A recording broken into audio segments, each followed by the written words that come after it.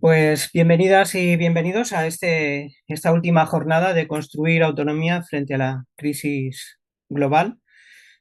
Para ser el último día tenemos a Marta Rivera Ferre, que nos hablará sobre la soberanía alimentaria en el marco del IPCC.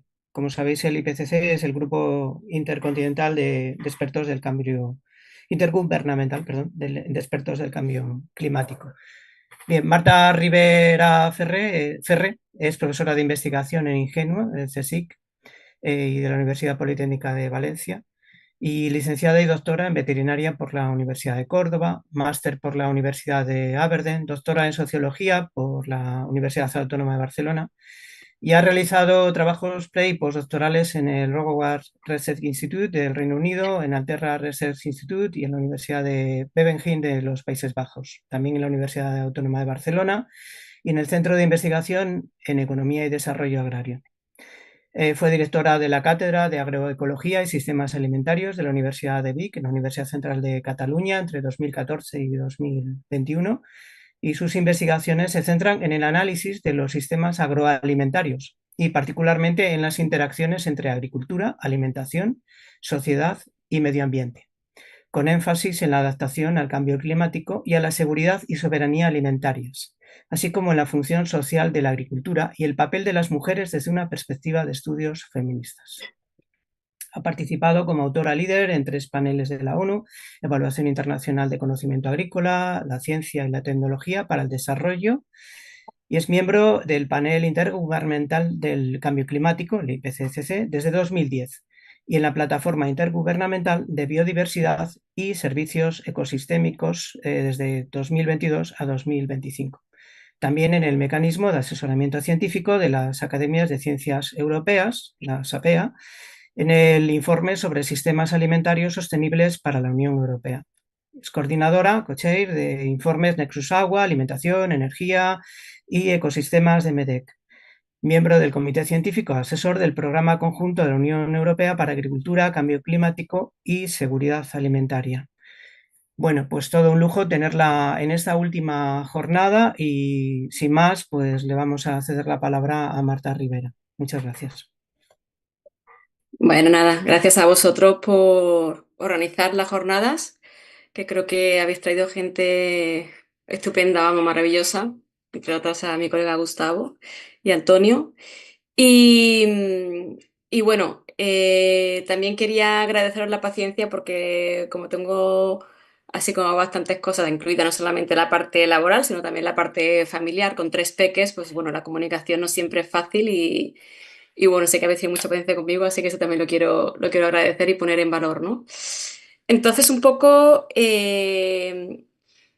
lo que os proponía, ¿no? De hablar en el día de hoy, porque sé que Gustavo había estado hablando sobre temas de soberanía alimentaria desde una perspectiva más, pues, de, bueno, ¿no? De tomar el control, ¿no? De nuevo, ¿no? Desde el control popular, ¿no? De la alimentación y de las problemáticas que genera el sistema alimentario. Y yo quería reforzar lo que él plantea o planteó en su ponencia desde una perspectiva como más científica, digamos, ¿no? En el sentido de decir, vale, la ciencia nos está diciendo no es solamente que haya una legitimidad desde una perspectiva de lo que es la soberanía alimentaria, ¿no? Entendida como el derecho de los pueblos a decidir sobre su sistema alimentario, para tener, ¿no?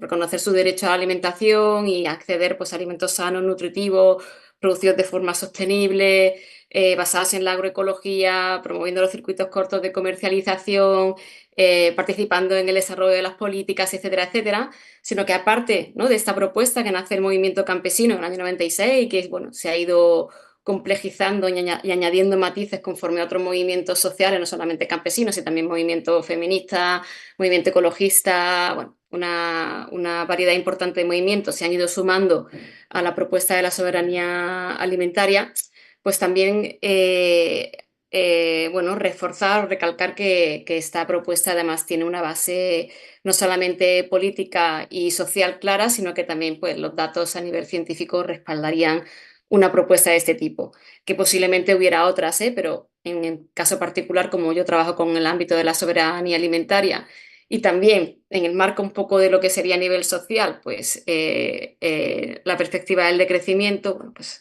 quería un poco bueno, apoyar, ¿no? O reforzar como desde ese punto de vista científico, pues esta propuesta tiene también todo su sentido, ¿no?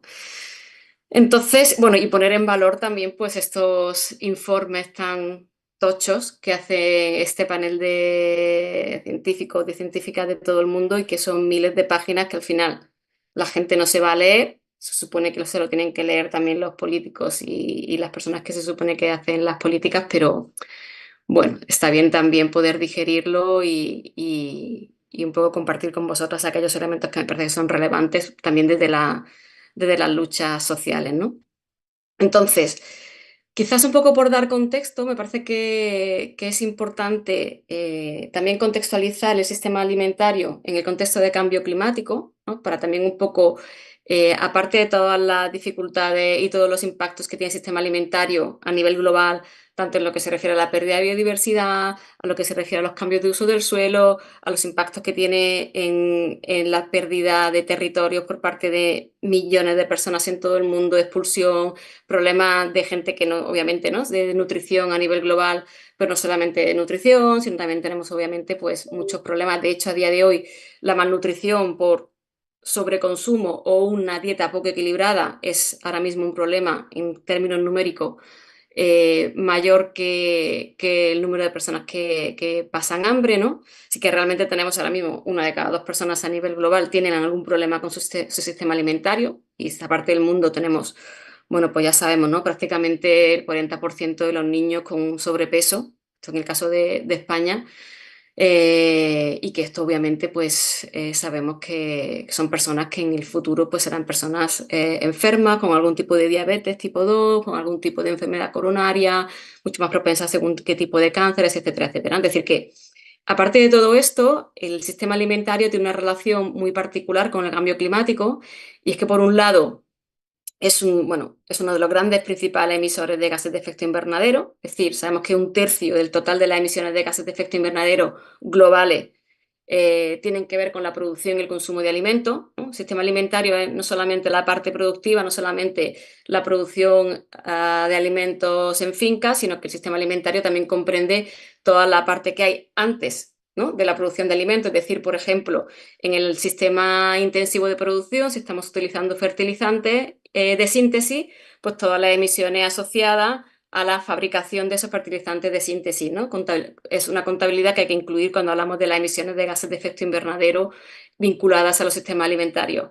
Y también lo que ocurre una vez salen los productos de la finca, es decir, todo lo que hay, pues, cuando hablamos de la comercialización, pues no es lo mismo, obviamente, vender en un circuito local que vender a miles de kilómetros con unos alimentos que tienen que estar en unas cámaras y esas cámaras también emiten gases de efecto invernadero, etcétera, etcétera. Y luego también está la parte de consumo, ¿no? La parte de la relación que hay entre el sistema alimentario y el cambio climático cobra mucha fuerza, sobre todo en la parte del mundo en la que vivimos nosotros, la dieta. El perfil, digamos, de nuestra dieta, sobre todo en el contexto en el que vivimos nosotros, pues hay un exceso de consumo de proteína animal y esto tiene impactos en las emisiones de gases de efecto invernadero, sobre todo en lo que se refiere al consumo de alimentos producidos de forma industrial, ¿vale? Que obviamente para producir en este caso, ¿no?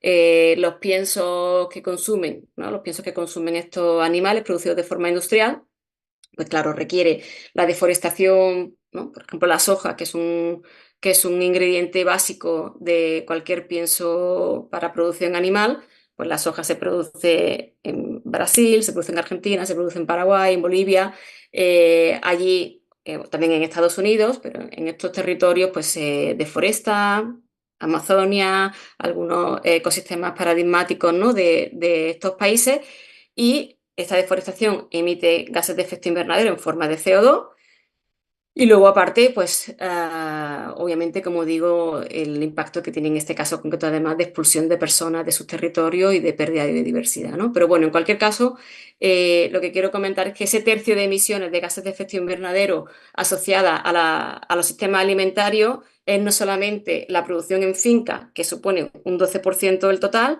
sino, como digo, todo lo que hay antes y todo lo que hay después de la producción, ¿no? Y ese tercio de emisiones globales implica pues todo este conjunto de cosas, ¿no?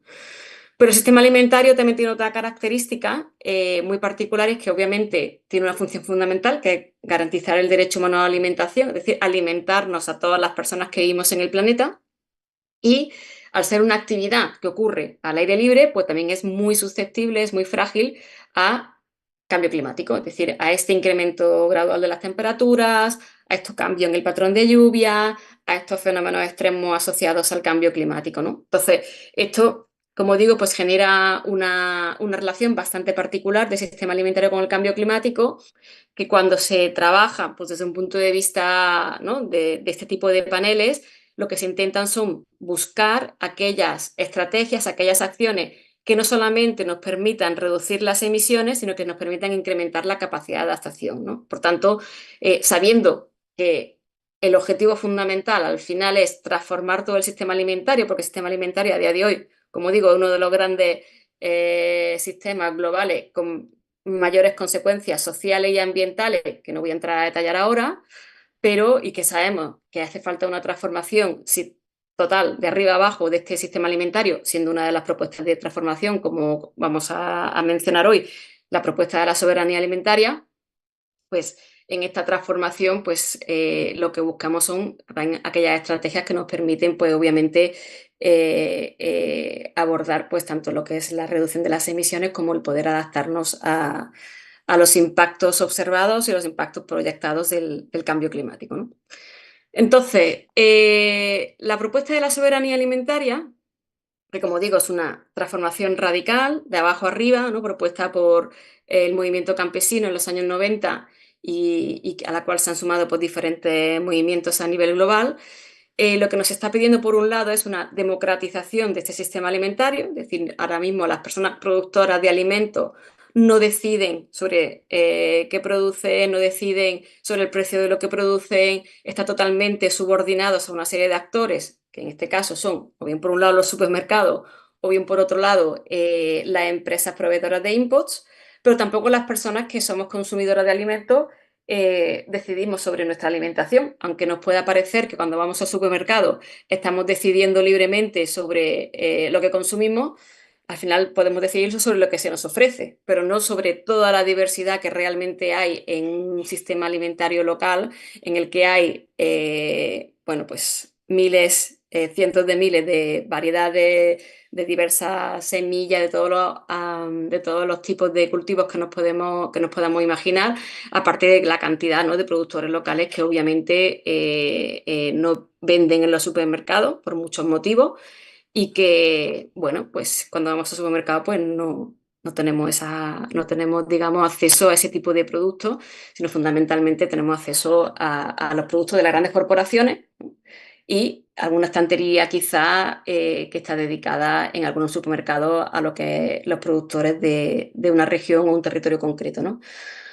Por tanto, hay una propuesta de democratización, ¿vale? Pero luego hay toda una propuesta en la parte de producción, de transformación, de consumo y de comercialización, en la que se plantea, obviamente, desindustrializar y desintensificar el sistema alimentario, la forma de producir alimentos, basada en la agroecología y, por otro lado, pues todo el tema de relocalizar los circuitos de comercialización, ¿no? Ahora mismo sabemos que hemos perdido las temporadas, hemos perdido, no sabemos, ¿no? O sea, la gente ya no sabe si las naranjas son de otoño-invierno o si realmente son de verano, si los tomates también hay en invierno y por qué, ¿no?, de dónde vienen, todo este tipo de cosas. Incluso con algunos elementos como son los frutos secos, ¿no? Que el otro día una compañera, una amiga del colegio decía, anda, las nueces de Estados Unidos con la cantidad de nueces que hay en Cataluña. Pues así es, ¿no? Entonces, por tanto, como digo, no tampoco no somos libres las personas consumidoras de elegir sobre nuestra alimentación, ¿no? Entonces, en la parte productiva, cuando hablamos, cuando nosotros trabajamos desde la soberanía alimentaria, hay una serie en el ámbito de las transformaciones, nosotros podemos dividir como 5 o 6 elementos fundamentales, ¿no?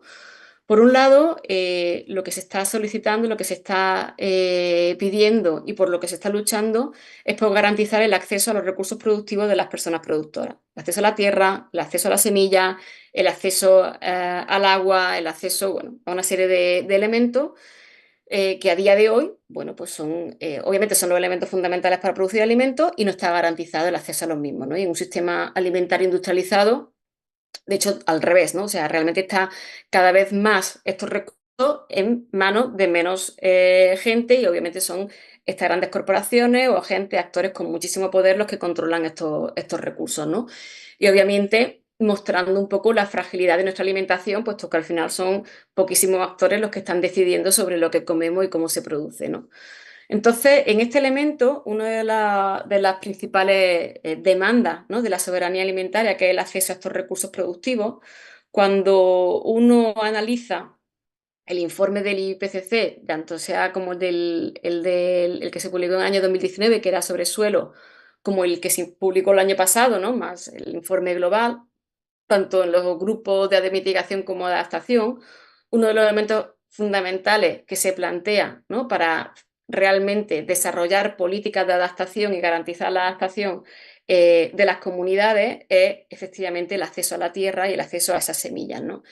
Y una de las principales barreras a la adaptación es el que esa tierra esté concentrada en pocas manos, ¿no? No vamos a hablar aquí, ya sabemos todos los fenómenos que hay de acaparamiento de tierras, tanto en el sur global como en algunos territorios también del norte global. eh, pero claro, esto en el fondo lo que dificulta no solamente es un elemento fundamental de demanda y de lucha por parte de las personas que trabajan en la soberanía alimentaria, ¿no?, por la soberanía alimentaria, sino que desde un punto de vista climático, garantizar el acceso a estos recursos, garantizar el acceso a la semilla y a la biodiversidad es una herramienta, es una estrategia que permite igualmente, pues, garantizar y facilitar la adaptación de muchísimos millones de personas en todo el mundo, ¿no? Entonces, por un lado, ese elemento queda clarísimo, la necesidad de abordarlo tanto desde el punto de vista de adaptación al cambio climático como, digo, siendo una demanda de la soberanía alimentaria. Hay otro elemento que también me parece que es fundamental.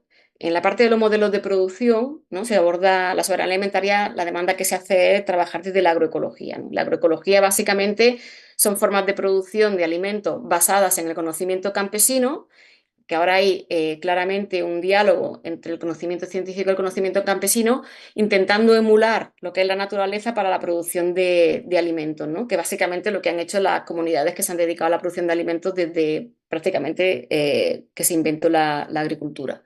Claro, esto nos permite, de hecho, la gran biodiversidad que existe, la agrobiodiversidad, es fruto de este conocimiento, de esta forma de producir alimentos de las personas campesinas. Y entonces la agroecología es una herramienta, cuando nosotros analizamos las prácticas agroecológicas, que son miles, pero vemos que se pueden agrupar en una serie de prácticas como muy claras, ¿no? Por ejemplo, la asociación de cultivos, ¿no? Las asociaciones de cultivos, policultivo, el poder trabajar diferentes cultivos, intercropping, que se dice en inglés, ahora no me sale la palabra en castellano, ¿no?, pero bueno, que son el diferentes variedades de cultivo y diferentes cultivos dentro de una misma finca, el juntar agricultura con ganadería, por supuesto, todo basado en las semillas locales y favoreciendo la agrobiodiversidad local, ¿no? Incluyendo aquí, por ejemplo, la semilla olvidada, un montón de variedades de semillas que el sistema alimentario en muchos casos no solamente es que están desapareciendo, sino que además el sistema alimentario hace que sea ilegal el intercambio de este tipo de semillas, ¿vale? Por un elemento que tiene que ver con las normas UPOC, que si alguien luego tiene interés podemos comentarlo en las preguntas, ¿no?, vinculado al tema de las patentes y demás, pero básicamente un poco lo que se plantea desde la agroecología, ¿no?, y tiene que ver con el tema del acceso a los recursos, que es el punto anterior, pues es el realmente trabajar desde esta agrobiodiversidad, ¿no? Entonces, ¿qué ocurre? Cuando nosotros tenemos rotaciones de cultivo, cuando tenemos un sistema de prácticas de cultivo que mezclan ganadería y agricultura, cuando tenemos una serie de prácticas que lo que hacen es recuperar materia orgánica en el suelo, nosotros tenemos unos suelos ahora mismo altamente degradados, con que son emisores netos, digamos, ¿no? En muchos casos de gases de efecto invernadero. Y con esta transformación en lo que se refiere a las prácticas agrarias, lo que conseguimos al incrementar la materia orgánica del suelo es fijar carbono y por tanto estamos secuestrando carbono de la atmósfera. Entonces, por un lado, estamos, como digo, cumpliendo este objetivo de reducir las emisiones, bueno, no solamente reducir las emisiones, sino de tener otra función fundamental que tiene el sistema alimentario y que no tiene ningún otro sector, que es no solamente la capacidad de reducir, sino la capacidad de tener un secuestro neto de emisiones de gases de efecto invernadero, ¿no? Entonces, con estos cambios en las prácticas de manejo basadas en la agroecología y que obviamente son específicas en cada territorio, porque, como digo, tiene estos principios comunes, eh, estamos capturando carbono, mitigando, pero por otro lado también incrementando la adaptación al cambio climático, porque un suelo rico en materia orgánica es un suelo que es menos frágil a la escorrentía derivada de las inundaciones, cuando hay mucha lluvia. Si el suelo no tiene materia orgánica, si no tiene una materia orgánica y una buena capa, pues aquello obviamente acaba erosionando y eso es pérdida de suelo para el cultivo.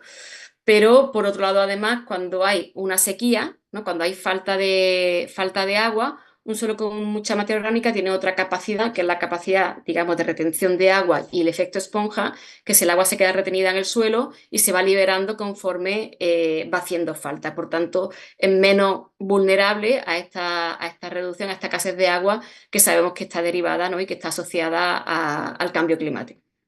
Por tanto, aquí hay otro elemento en el que sabemos, no voy a dar a cuantificar, no voy a dar datos específicos, pero realmente sabemos que lo que nos dicen los datos es que las prácticas campesinas pues realmente tienen esta capacidad para reducir las emisiones y contribuir a la adaptación al cambio climático. Estoy dando solamente algunos ejemplos, ¿vale? Luego hay otra elemento fundamental, ¿no? Que tiene que ver con la comercialización. Una de las demandas que se hace desde la soberanía alimentaria es que la productora y las productoras producen para el mercado local. Esto no quiere decir que se niegue el comercio internacional. Lo que pasa es que el comercio internacional tiene que tener una serie de principios basados obviamente en la equidad, ¿no? Basado obviamente en un comercio justo, etcétera. Pero el grueso de la producción se produce para alimentar a la población local, puesto que, como digo, la soberanía alimentaria al final tiene como objetivo fundamental garantizar el derecho humano a la alimentación, ¿no? No la soberanía alimentaria, perdón, la soberanía alimentaria tiene una propuesta mucho más clara, pero obviamente entre sus objetivos está el tema de garantizar el derecho humano a la alimentación, ¿no?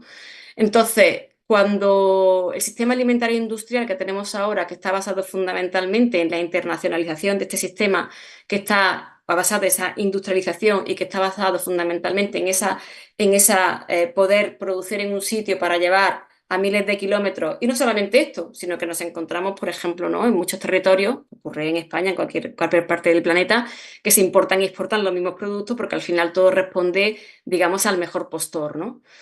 Entonces, claro, eso son una cantidad de emisiones asociadas al transporte. Para que hagáis una idea, todo lo que ocurre fuera de la finca, en lo que es post-FAR, ¿no? Supone entre un 5 y un 10% total de las emisiones de gases de efecto invernadero, ¿no? De ese un tercio que os decía al principio, un 12% en la producción de alimentos, otro 12% aproximadamente es la deforestación asociada a la producción de alimentos, esto que os he dicho para la producción de soja, para la producción de palma, para la producción, ¿no? de materias primas para este sistema alimentario globalizado, y luego hay una parte que tiene que ver con ese transporte, ¿no? Y ese transporte, como digo, es entre un 5 y un 10% total de esas emisiones.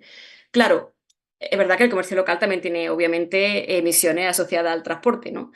Pero es obvio que no se puede comparar, ¿no? Con transporte en avión, con transporte con la conservación en cámara durante meses, ¿no? De los alimentos para que puedan, digamos, preservarse y poder ser consumidos fuera del punto de producción a lo largo de varias semanas o meses, aparte de que esto tiene asociado obviamente una pérdida del valor nutritivo de los alimentos que es bastante considerable, ¿no?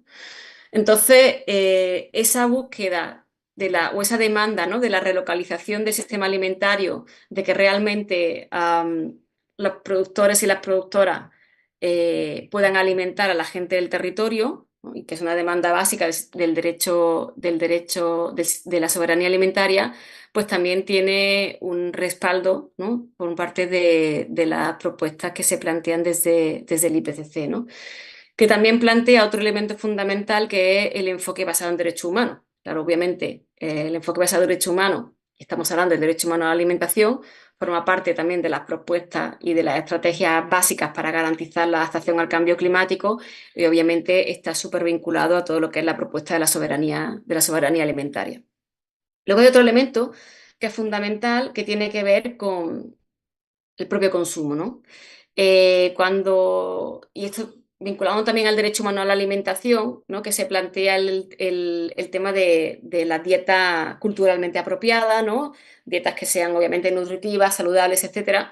Y claro, aquí hay un elemento fundamental que también se aborda desde los informes del IPCC y que tiene que ver, pues, cómo obviamente la transformación del sistema alimentario no solamente implica cambios en la producción, sino que a nivel global implica también cambio en la forma de consumir alimentos y en ese perfil, digamos, de nuestra dieta. Claro, aquí hay un elemento fundamental, como comentaba antes, en el caso de España, por ejemplo, que tenemos un consumo de proteína animal muy por encima de lo que recomiendan las dietas, las guías nutricionales, pero también muy por encima de lo que es la capacidad biofísica del planeta para producir recursos para alimentar al ganado. Y al ganado en este sentido me refiero al ganado que consume pienso, porque obviamente aquí me parece que es súper importante diferenciar lo que es la producción ganadera intensiva, fundamentalmente asociada al monogástrico, ¿no? De pollo, de cerdo, y la producción ganadera extensiva, fundamentalmente asociada al pequeño rumiante, como es el ovino y el caprino. Aquí el vacuno juega un papel intermedio, porque también tenemos vacuno producido en forma extensiva, pero una parte importante del vacuno que se produce a nivel mundial también consume pienso, ¿no? Que son estos famosos feedlots que hay en Brasil y en otros territorios. Entonces, el planeta no puede garantizar a nivel biofísico el incremento de demanda que hay de proteína de origen animal, que realmente no hay espacio, ¿no? Esto, la famosa huella, ¿no? La huella ecológica, ¿no? Entonces, the land footprint, es que, perdona, es porque a veces me salen estas, ¿no? Partes en inglés, porque también a nivel de trabajo, pues, son conceptos que normalmente solo trabajan en inglés, ¿no? Pero el hecho de la necesidad en esta parte del mundo de reducir el consumo de proteína animal y cambiar el perfil de nuestra proteína, para que hagáis una idea, a nivel global, el 77% de la carne que se consume es pollo y cerdo y un 22% es vacuno. El resto es otras especies. Obviamente podemos pensar que en el mundo existe mucho más que cerdos, pollo y vaca, ¿no? Entre otras cosas, como digo, están los pequeños rumiantes que fueron los grandes perdedores de la industrialización del sistema alimentario, por lo menos en lo que se refiere a España y a algunos países del Mediterráneo, ¿no? Entonces, el sistema de producción extensiva tiene una característica y es que, por un lado, utilizan una serie de territorios que no compiten, digamos, por el cultivo con el ser humano. Y por otro lado, el sistema, digamos, de producción, la movilidad asociada a la ganadería extensiva, la famosa transhumancia, que puede ser obviamente de largo recorrido, pero también la hay de más pequeño recorrido, pues la famosa transhumancia, aparte de incrementar la biodiversidad y de formar parte de nuestros territorios, de nuestra cultura y nuestros paisajes, también permite generar una parte de secuestro de carbono que es importante y que forma parte de esta contabilidad de lo que son las emisiones, ¿no?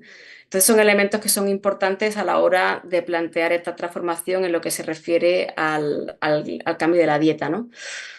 Nosotros hicimos un estudio con un compañero que se llama Eduardo Aguilera, lo hicimos para una organización que se llama Amigos de la Tierra, y ahí analizábamos cuál era, en el caso de España, una transición agroecológica, qué implicaciones tendría, ¿no? Si realmente se pueden producir con la superficie agrícola útil que tenemos ahora en España alimentos para toda la población española, con cambio de dieta, sin cambio de dieta, etcétera. Obviamente, sin cambio de dieta no era posible, implicaba externalizar y tener que utilizar tierra prestada de otros territorios con todo lo que ello implica. Pero lo que nos salía es que con cambio de dieta era obviamente posible, pero aparte de reducir aproximadamente un tercio, que es menos de lo que dicen, lo que plantean las guías nutricionales, el consumo de proteína animal, lo que sí que implicaba era un cambio clarísimo y un incremento importante del consumo de ovino y de caprino, ¿no? Que esto obviamente, bueno, pues es un cambio también, bueno, un cambio cultural como el que ya se ha dado, porque ovino y caprino se comía la carne de cordero y de cabrito se comía antes muchísimo más de la que se come ahora, ¿no? Y luego hay otro tema que tiene que ver con el tema de la participación, ¿no? Uno de los elementos que también se plantea en la soberanía alimentaria, ¿no? En esa democratización de los sistemas alimentarios, garantizar la participación de los productores, de las productoras, y en términos generales podríamos decir, ¿no? De las personas que forman parte del sistema alimentario en las decisiones, en la toma de decisiones políticas, es otro elemento que también forma parte de lo que es las propuestas del propio IPCC, ¿no? Cuando se habla de gobernanza para desarrollar estrategias de adaptación al cambio climático, uno de los elementos que se plantea es la necesidad de favorecer la participación en la toma de decisiones en diferentes modalidades, ¿no? Que van desde las asambleas climáticas, ¿no? Y podríamos tener asamblea ciudadana alimentaria, ¿vale? A sistemas simplemente policéntricos de toma de decisiones desde las comunidades hasta la región, el sistema político nacional que sea, etcétera, ¿no? Entonces, todo este tema de la democratización, ¿no? De la toma, de formar parte de la toma de decisiones políticas, que también forma parte de los cambios de gobernanza necesarios para abordar el cambio climático, está totalmente en consonancia con la propuesta que se hace desde la soberanía alimentaria, ¿no? La democratización de los sistemas alimentarios. Hay un elemento que no he mencionado que es súper importante, perdona, que tiene que ver con el tema del conocimiento local y tradicional, conocimiento indígena, tiene diferentes nombres, ¿no?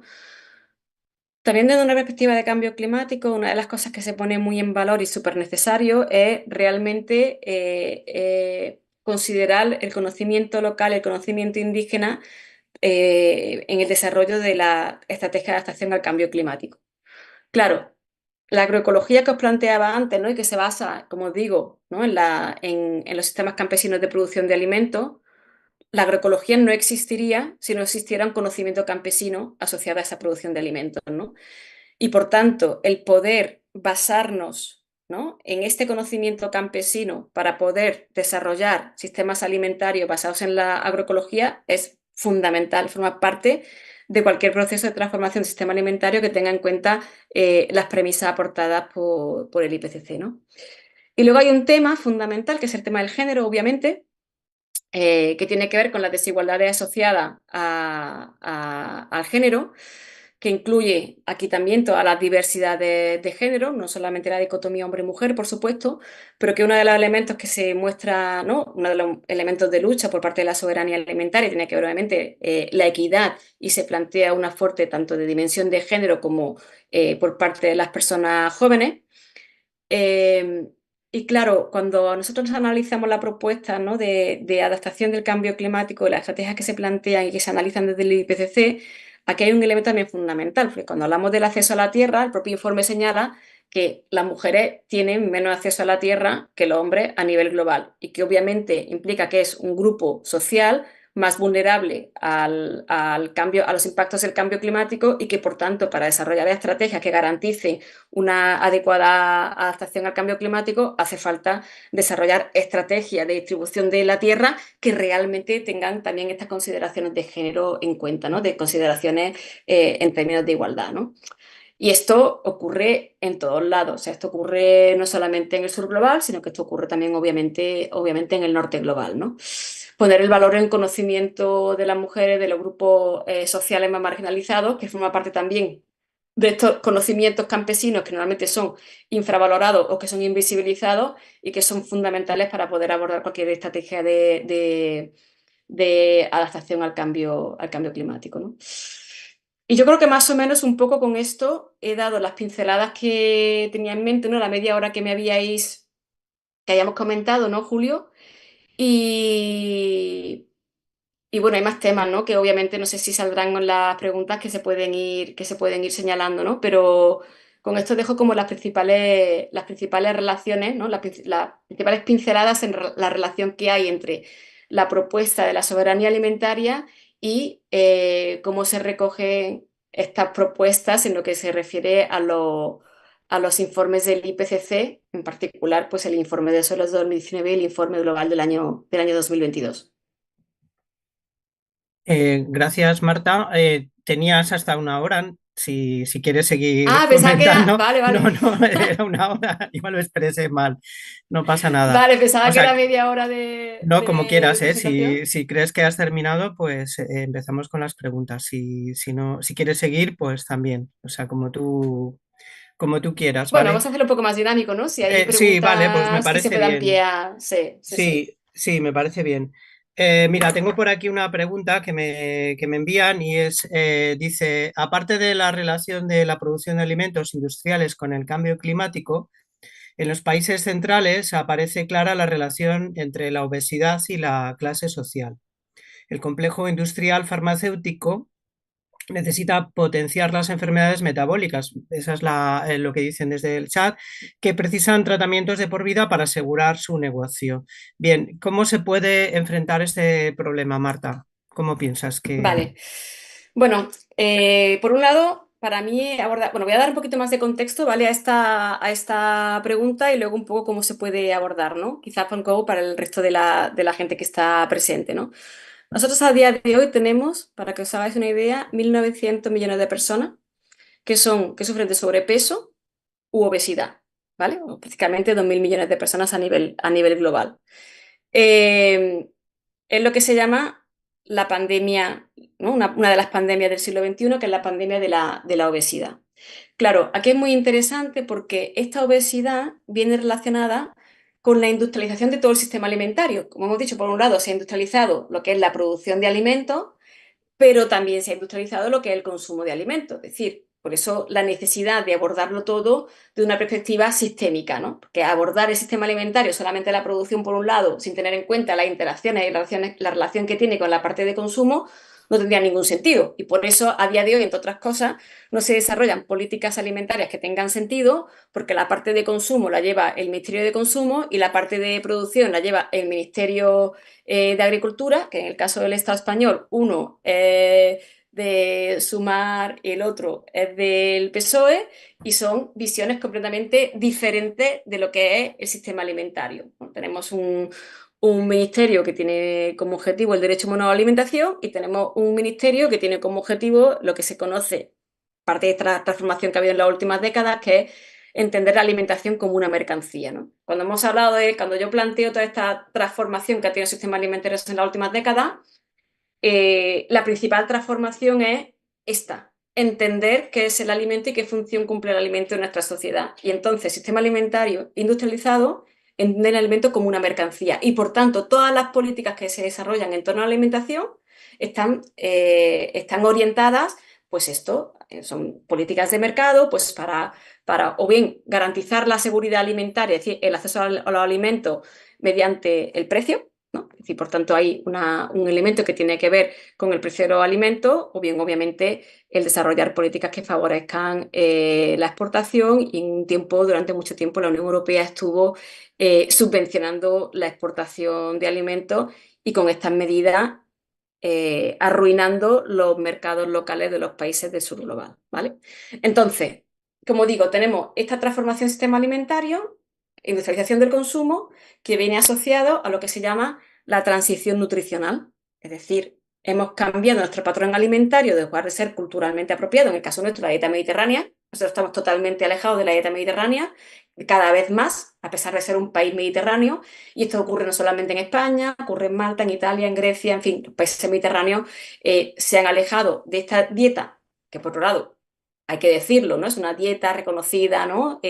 Por la UNESCO, patrimonio, etcétera, etcétera, pero que la hemos perdido, ¿no? La estamos perdiendo. Para incorporar un patrón alimenticio que está basado en un consumo importante de azúcar, en alimentos procesados o ultraprocesados y un consumo importante de alimentos de origen animal. Para que os hagáis una idea, un informe que sacó la FAO el año pasado, el alimento más subvencionado a nivel global es el azúcar. ¿no? Entonces, esto que conocemos de la política agrícola comunitaria, la Farm Bill, que son las políticas de Estados Unidos, etcétera. Hay diferentes políticas agrarias que tienen diferentes apartados y una de ellas son las subvenciones, ¿no? Pues el alimento más subvencionado a nivel global es el azúcar. Entonces, bueno, esto ya nos da una idea, ¿no? De a dónde se están dirigiendo estos recursos que utilizan los estados, ¿no? ¿Qué orientación tienen en lo que se refiere al tipo de sistema alimentario que se está favoreciendo? Eso solo por dar un dato. Esto solo por dar un dato, ¿vale? Porque podemos dar más datos, ¿no? Entonces, al final lo que estamos viendo es que prácticamente el 80% de las subvenciones están dándose a alimentos o ingredientes, ¿no? Que realmente están favoreciendo una mala alimentación, ¿no?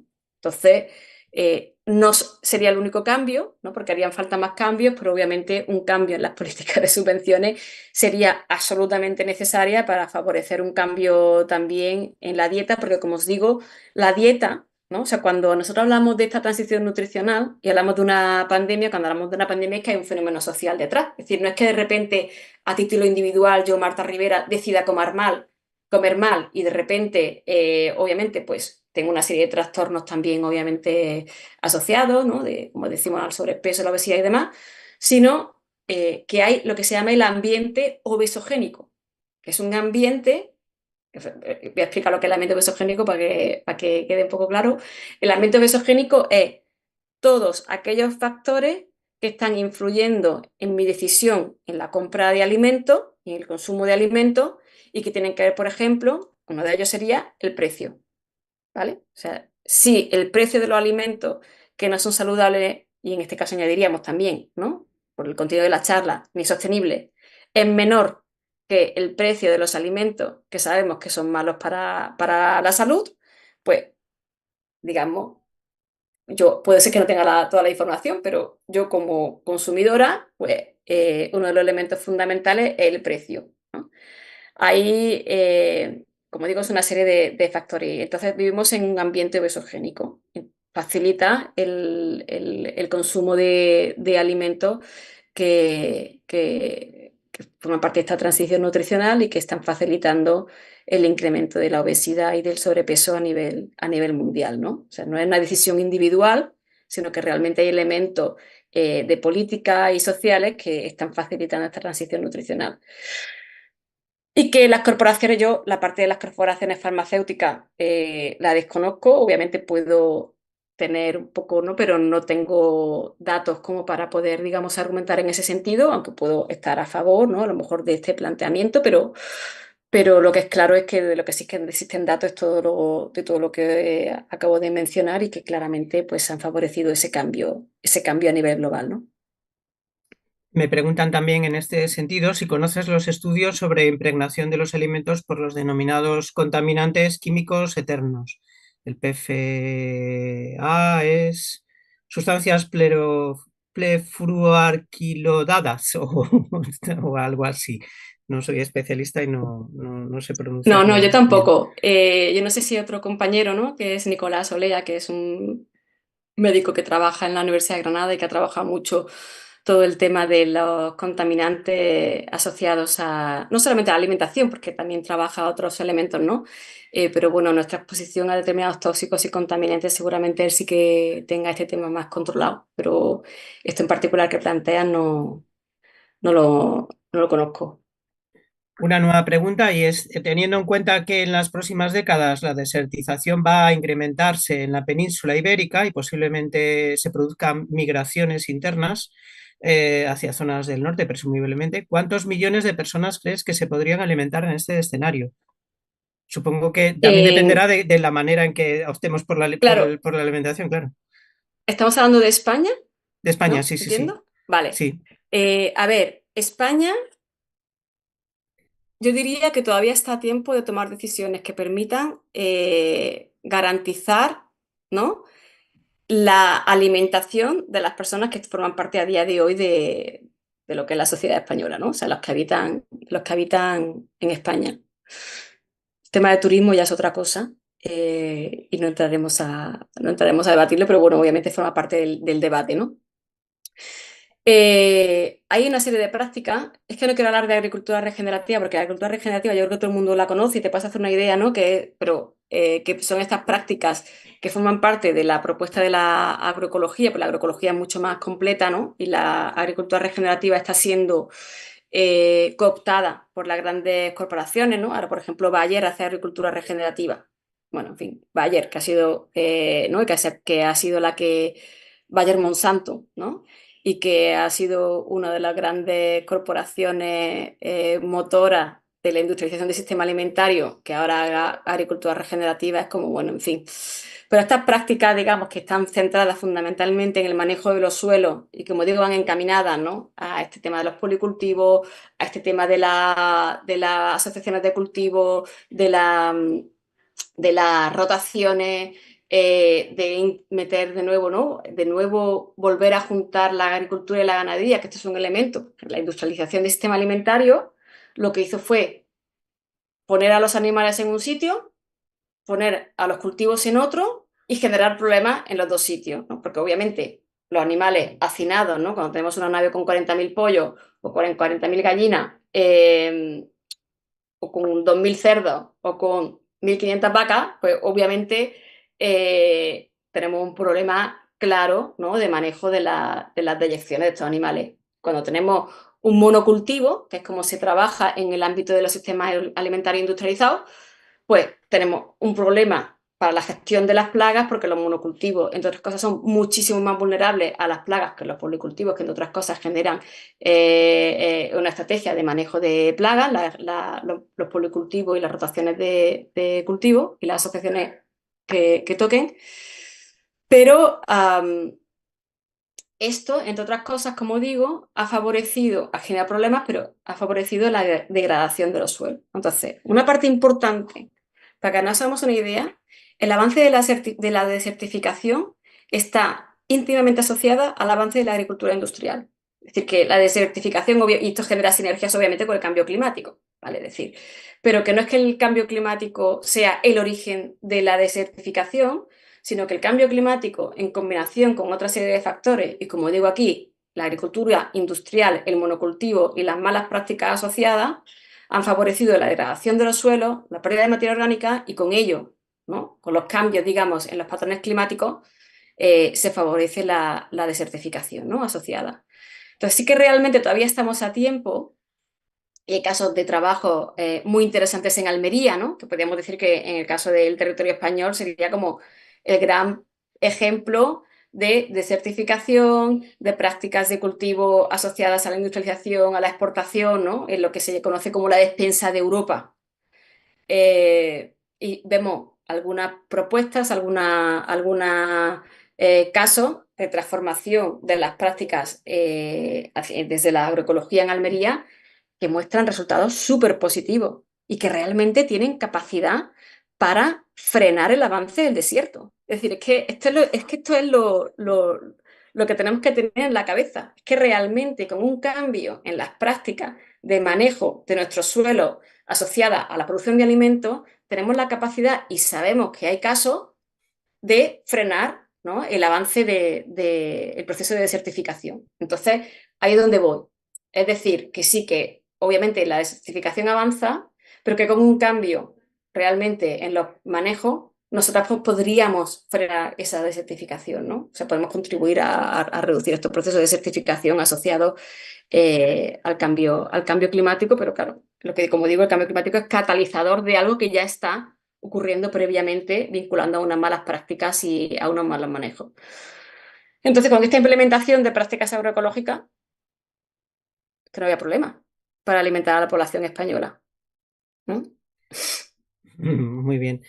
Mira, nos escriben diciendo, en la intervención de Antonio Turiel la semana pasada, en sus propuestas, creo que se afirmó que España puede producir cereales de sobra para alimentar a su población y su ganado. Cuál es tu opinión al respecto? ¿Debemos reducir Vale, la huerta, regadío y tirar hacia los vale. cereales? Bueno, no. Aquí hay varios temas que hay que tener en cuenta. Primero, una de las cosas que se trabaja en las transiciones agroecológicas, en la producción agroecológica, es incrementar el cultivo de leguminosas, ¿vale? que no haya aquí también una confusión, porque una cosa son los cereales y otra cosa son las leguminosas. Las leguminosas, estamos hablando de los altramuces, de los guisantes, de los garbanzos, de las lentejas, ¿vale? Estos son un tipo de cultivo. Los cereales estamos hablando del trigo, de la cebada, ¿vale? Del centeno, ¿no? Entonces son dos cosas completamente diferentes. ¿Qué tiene la leguminosa? En esto que hablaba de las asociaciones y las rotaciones de cultivo, la leguminosa juega un papel fundamental, porque las leguminosas capturan nitrógeno de la atmósfera, ¿no? Y lo fijan al suelo.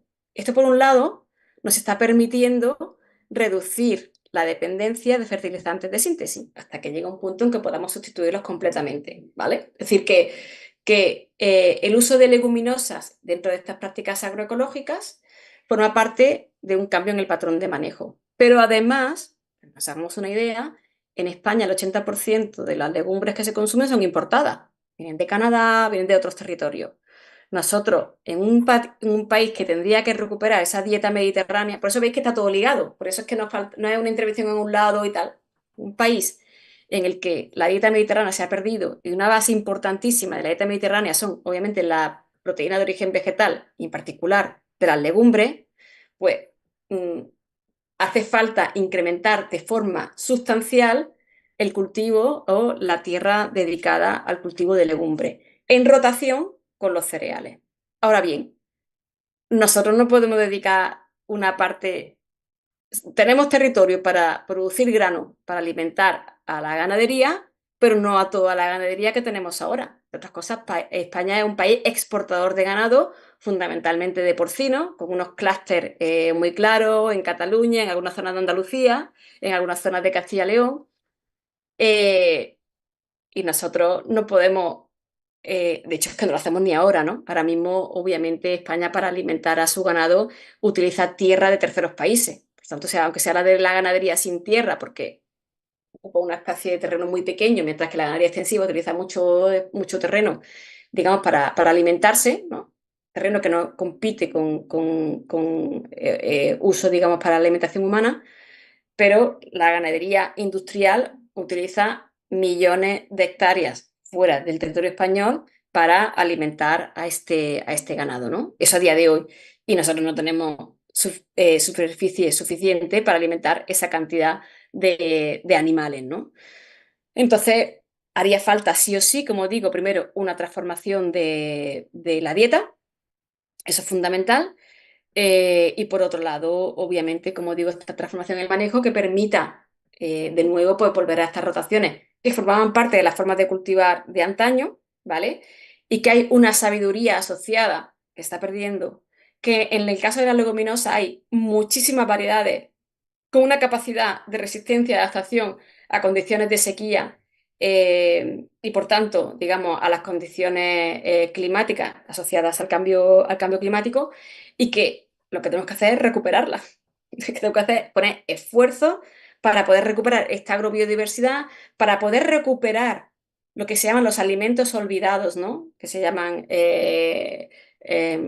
alimentos que en muchos casos conocemos como si fueran mala hierba, pero que son alimentos que realmente nos permiten, o sea, que son comestibles y que han servido para alimentar a, a sociedades, a nuestros antepasados, ¿no? Durante mucho tiempo y que ahora hemos perdido ese conocimiento y que lo mismo lo vemos por ahí y ni siquiera sabemos que son para comer y te puedes hacer una tortilla de garnina, ¿no? Mucha gente las ve y a lo mejor piensa que son mala hierba.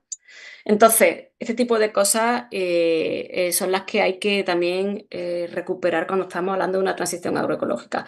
Pero tierra para alimentar, para producir cereales, para alimentar al ganado que hay ahora en España, no hay en España. De hecho, no la hay ahora ni la habrá muchísimo menos en un contexto de cambio climático, ¿no? ¿Y cómo ves que en un mundo completamente globalizado, con esos tratados internacionales de comercio que se están firmando cada poco, se pueda regresar a un modo de vida más tradicional y de autoconsumo, de frenar esa ganadería industrial, sobre todo, que nos está haciendo tanto daño? Vale, hombre, yo soy positiva, soy bastante positiva. A ver, una de las principales demandas y gritos, ¿no? que planteaba la Vía Campesina cuando nació era la agricultura fuera de la OMC, ¿no? La OMC es la Organización Mundial de Comercio.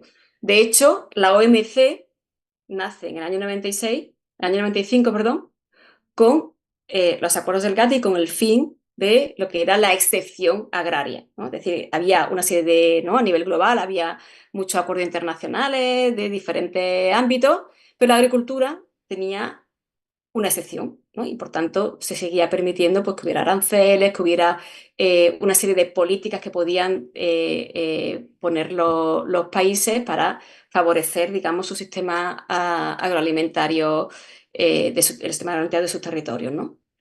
Con el nacimiento de la OMC, fruto obviamente de la necesidad de expansión del sistema capitalista, ¿no? Y de la necesidad de acumulación de capital, pues lo que hace es básicamente meter el sistema alimentario dentro de ese paquete y aquí nace la OMC. Es que no es banal que la OMC nazca con el Tratado de Agricultura, ¿vale? Pero si bien, por lo menos en el ámbito de la OMC, o sea, yo veía imposible que nos saliéramos del Tratado de Energía, que es un tratado que estaba impidiendo realmente desarrollar cualquier política climática, cualquiera, y nos hemos salido, ¿no? ¿Por qué no vamos a poder ser capaces de salirnos de la OMC? Obviamente debe seguir habiendo una serie de presiones, de presión social. Si no hay presión social, no hay nada. En la presión social estamos a merced de las corporaciones, estamos a merced de cuatro actores a nivel mundial que toman las decisiones por nosotros, ¿no? Pero habiendo presión social y en este caso apoyando, ¿no? A los movimientos campesinos que están luchando porque salga la agricultura de la OMC y por eso otros acuerdos bilaterales, porque no solamente está la OMC, obviamente están los acuerdos de Mercosur, ¿no? Una serie de acuerdos, los que hay con América del Norte, en fin, hay muchos acuerdos que luego son bilaterales porque, entre otras cosas, hay una presión en contra de la OMC, ¿no? Y que además muestra que realmente está generando muchos problemas, ¿no? Entonces yo, en general, soy bastante positiva, ¿no? Porque creo que, por un lado, hay esta presión social, pero por otro lado habrá un elemento de supervivencia. Es decir, realmente el sistema alimentario globalizado es súper vulnerable al cambio climático. O sea, y a cualquier, por ejemplo, conflicto geopolítico, como hemos visto con la guerra de Ucrania. Es decir, cuando hay algún problema de sequía o de inundaciones donde se pierden cosechas fundamentales en algunas, lo que se conoce como canastas alimentarias, como puede ser que ocurrió en Rusia, ¿no? En el año 2007-2008, con una sequía fundamental y fue uno de los factores que contribuyó al incremento de los precios de los cereales a nivel global. O ahora con el tema de la guerra, ¿no? Entre Rusia y Ucrania, como hubo todo un problema de acceso a los cereales, porque nosotros importamos cereales de estos países para alimentar a nuestro ganado, y estaba el sector ganadero absolutamente perdido, perdido y con pérdidas, ¿no? Asociadas a esto. O sea, tenemos un sistema alimentario, el sistema alimentario globalizado es súper vulnerable, vulnerable a cualquier fenómeno extremo que pueda acontecer y a todo lo asociado a ellos, ¿no? Por ejemplo, pérdida de infraestructura, ¿no? Cuando hay fenómenos extremos que implican, ¿no? Pérdida de infraestructura de comercialización fundamentales, principal, mucho impacto económico, pero obviamente que se paralice el comercio internacional tiene implicaciones muy importantes en lo que se refiere al sector de la alimentación, ¿no? Entonces, por mera supervivencia, y de hecho, por mera supervivencia sigue existiendo la PAC y sigue existiendo las políticas de Estados Unidos, o sea, por eso se siguen financiando a su agricultura, y que a mí me parece genial, porque la agricultura realmente es un sector esencial, pero es que por mera supervivencia no va a quedar más remedio que relocalizar los sistemas alimentarios, porque son mucho más robustos a lo que es robustos y resilientes, ¿no? A lo que son estas, y de hecho la pandemia lo demostró. Es decir, la pandemia de la COVID, nosotros hicimos un análisis de cómo afectó al sector agroecológico. El sector agroecológico en Cataluña iba desbordadísimo, desbordadísimo. Claro, luego se acaba la pandemia, volvemos a la vida normal y vemos los supermercados otra vez, volvemos otra vez, digamos, a las dinámicas actuales, favoreciendo otras cosas por las políticas actuales, ¿no? Pero cuando ha habido shocks importantes, al final, los sistemas alimentarios con capacidad de alimentar a la gente son los sistemas locales. que son mucho más robustos y mucho menos vulnerables a estos posibles problemas asociados al cambio climático, las pandemias, conflictos geopolíticos, etcétera, ¿no? Un sistema muy, muy frágil, muy frágil. Gracias. Mira, hay varias preguntas que vienen a redundar en un conflicto de intereses a nivel gubernamental, sobre todo, que parece que están potenciando lo que es el sector energético frente al sector agrario. De hecho, parece que la biomasa o el biogás, que necesita también de la agricultura, pues está desplazando a la propia agricultura en muchas zonas. Y luego zonas en las que debido a la despoblación pues se ha fomentado el bosque, por ejemplo en la provincia de León, pues también se ha desplazado la ganadería extensiva y corren riesgo también de ser pasto de este tipo de industrias. ¿Cómo ves todo este conflicto de intereses y si realmente es un conflicto creado y que realmente es transitorio o realmente es un problema grave que nos vamos a encontrar a partir de ahora? Yo no creo que sea transitorio, no creo que sea transitorio, creo que es un problema grave. Una de las cosas, uno de los informes que te he mencionado antes que estamos trabajando es el informe Nexus, ¿no? En el ámbito científico cada vez se trabaja más desde esta visión. O sea, durante mucho tiempo la ciencia ha trabajado como las políticas, ¿no? Muy reduccionista, ¿no? Miramos esta cajita, la otra cajita, la otra cajita. Y ahora pues se están introduciendo otras formas de analizar la realidad de sistemas complejos. Y uno de los elementos que se trabaja es la interacción entre lo que se llama el nexus, agua, energía, alimentación y ecosistemas, ¿vale? Entonces, ¿cómo una toma de decisiones ¿no? En uno de estos ámbitos, ¿no? En el sector energético, tiene impactos en el agua o tiene impactos en el agua, lo vemos también, ¿no? Con las grandes presas, ¿no? Para producir energía, o tiene impactos en la alimentación. Y claramente, por ejemplo, con las renovables hay este conflicto, ¿no? Entonces, uno de los elementos que nosotros estamos viendo y que tiene bastante importancia en este sentido, por ejemplo, cuando nosotros desarrollamos políticas de renovables, porque el tema de la bioenergía, luego si querés, ahora comentamos otra historia, pero estoy pensando ahora más en el tema de la agrovoltaica o en el tema de la eólica, ¿vale? Que hay muchísimos conflictos en todo el territorio vinculados a la instalación de este tipo de infraestructuras, ¿no? Entonces, se toma primero, obviamente, un sobredimensionamiento de lo que es la demanda de energía, no basada en las necesidades, sino en un incremento de la demanda proyectada en base a un crecimiento económico proyectado, que todos sabemos que realmente no es real, ¿vale? Que es falso, que es una cosa inventada, ¿vale? Por otro lado, obviamente no centrado, como decimos, en hacer, bueno, existen estudios que muestran todo el tema este, que no soy yo la experta de este tema, pero de la utilización de los techos, de los parking, ¿no? Si nosotros pudiéramos cubrir todas las estructuras ya existentes, todas las cubiertas que existen con esas fotovoltaicas, cuánto realmente no nos hace falta de utilizar otros territorios para un derecho y una necesidad muy preciada que es la de alimentarnos, obviamente, ¿no? Porque si no, pues nos vamos a morir, o bien, como tenemos ahora, dependemos de la importación de alimentos de países terceros, ¿no? Entonces, hay, por un lado, una falta de planificación, hay, por otro lado, una serie de intereses, ¿no?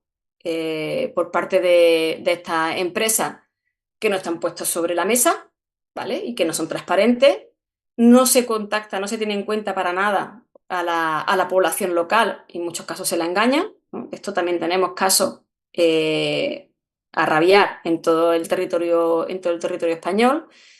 Luego hay otro elemento, ¿no? Que tiene que ver cuando se ha planteado esto, por ejemplo, en la Asamblea Ciudadanas Climática, las Asambleas Ciudadanas Climáticas, ¿no? Por eso he hablado del tema de la democracia deliberativa, ¿no? Y del papel que puede jugar la democracia deliberativa en la toma de decisiones. La Asamblea Ciudadanas Climática, o sea, el tema de energía, es que en todas sale, pues, una serie de pasos, como estamos comentando ahora, ¿no? Realmente demanda real, reducir el consumo, el tema de utilización de áreas, de espacios que no compitan, ¿no? Para la alimentación humana, etcétera, etcétera. Favorecer el autoconsumo, bueno, ese elemento, las comunidades energéticas, el no sé qué, no sé cuánto. Claro, todos estos temas salen de la Asamblea Ciudadanas Climáticas. O sea, que decirte, es que no es una cosa que digamos que la ciudadanía no quiere. Es que es una cosa que cuando a la ciudadanía se le pregunta es lo que está planteando que debe ser el camino a seguir. Y si no está siguiendo por este camino, obviamente es porque hay una serie de intereses detrás, ¿no? Yo creo que esto es más claro agua. Y realmente estamos hipotecando, ¿no?, el futuro de nuestra alimentación. Eso es evidente, porque si estamos dedicando hectáreas y hectáreas de terreno para producir energía renovable, cuando son terrenos, en muchos casos de ellos, en los territorios más fértiles que se podían utilizar para la alimentación humana, entonces que tenemos un problema. Tenemos un problema muy gordo, muy gordo.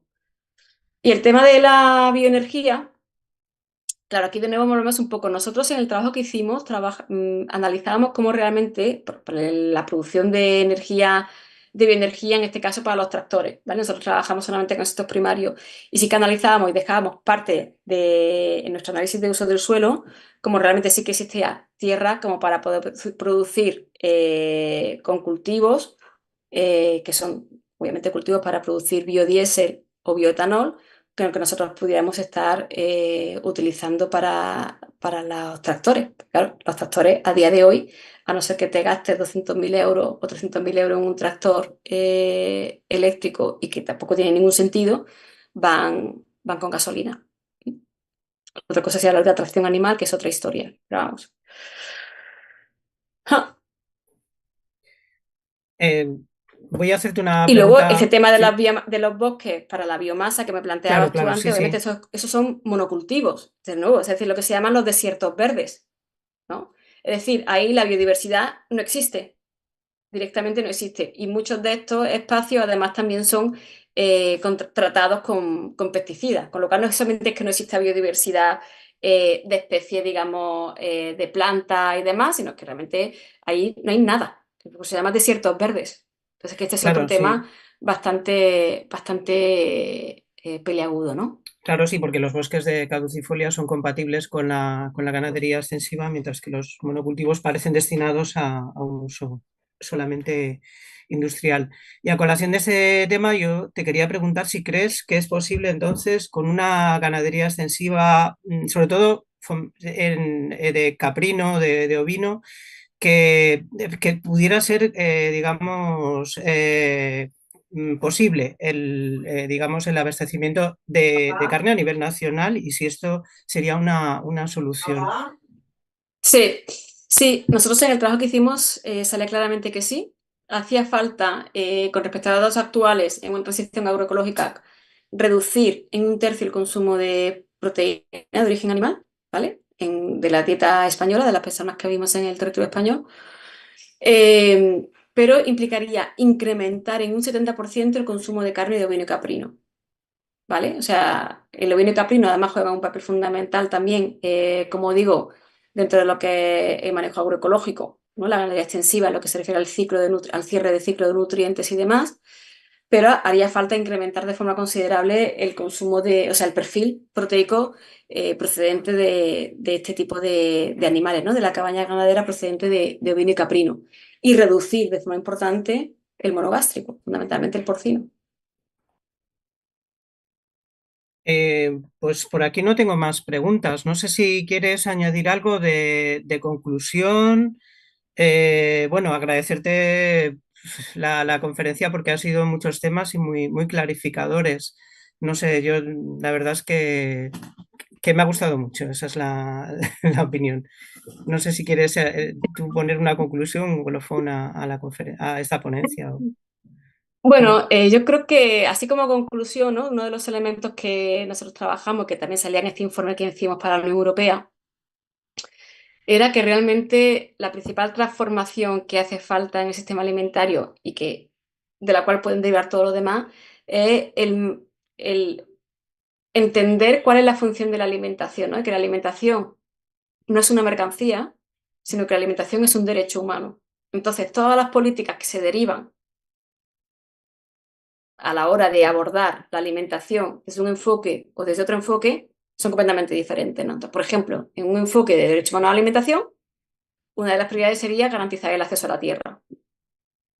un enfoque de de alimentación como mercancía, pues los consumidores somos los que, y esto lo ves en las políticas, ¿eh? Que decirte que siempre hicimos este análisis de las políticas y veías, pues, los consumidores son los que están liderando la transición hacia la alimentación sostenible, ¿no? Ya no están liderando nada, o sea, ni van a liderar nada. Tienen cierta capacidad y margen de maniobra, pero muy poca. No para garantizar la transformación del sistema alimentario, ¿no? O sea, realmente la transformación del sistema alimentario requiere de un cambio político. Y ese cambio político requiere de un cambio mental superior, que es el que entendemos por el alimento, ¿no? Si es un derecho humano, un bien común o una mercancía. ¿Consideras que habría que poner leyes entonces que regularan todo esto de alguna Claro, manera? totalmente, totalmente. De hecho, entre otras cosas, pienso que el derecho humano a la alimentación debería estar en la Constitución española, que no lo está. Bueno, pues Aunque eso creo tampoco que, garantice nada, ¿eh? Que también tenemos el claro, no, derecho a sí, sí, vivienda, pero pero es sí, por, un paso, aunque sea simbólico. A partir de ahí tú puedes tirar de muchas cosas, ¿no? Y por lo menos da también herramientas a los movimientos sociales que están trabajando por el derecho humano a la alimentación. Pero es que si no lo tienes claro. recogido ni siquiera en tu Constitución, hombre, Sí, puedes pero por tirar de ejemplo muchas cosas. se puede legislar el tema de las macrogranjas de una manera Por que de alguna supuesto, forma claro, claro, que no se claro. puedan poner tantas como se ponen, ¿no? O se Claro, puede y a nivel regular, local existen los consejos alimentarios y a nivel local claro, existen muchísimas posibilidades de transformar el sistema alimentario de lo local, los obradores colectivos compartidos, el tema de comedores escolares, los comedores, digamos, públicos, ¿no? De los hospitales, de las prisiones, de las residencias de ancianos, ¿no? Todo lo que es la compra pública, todo lo que son los biodistritos, ¿no? Que también se trabaja desde lo local, o sea, que realmente desde lo local se pueden hacer muchísimas cosas, muchísimas, y se están haciendo muchísimas cosas.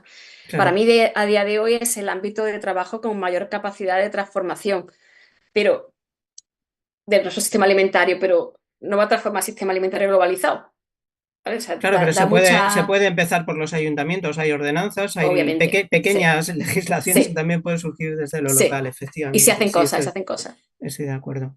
Bueno, pues nada, agradecerte infinitamente esta conferencia que con ella pues cerramos el ciclo de construir autonomía frente a la crisis local. Tenéis todas las conferencias en YouTube, en el canal, las que han ido ocurriendo y nada, animaros a verlas y a compartirlas y tratar de fomentar cultura también de alguna forma con esto. Pues nada, Muchas gracias a gracias. vosotros por organizarlo.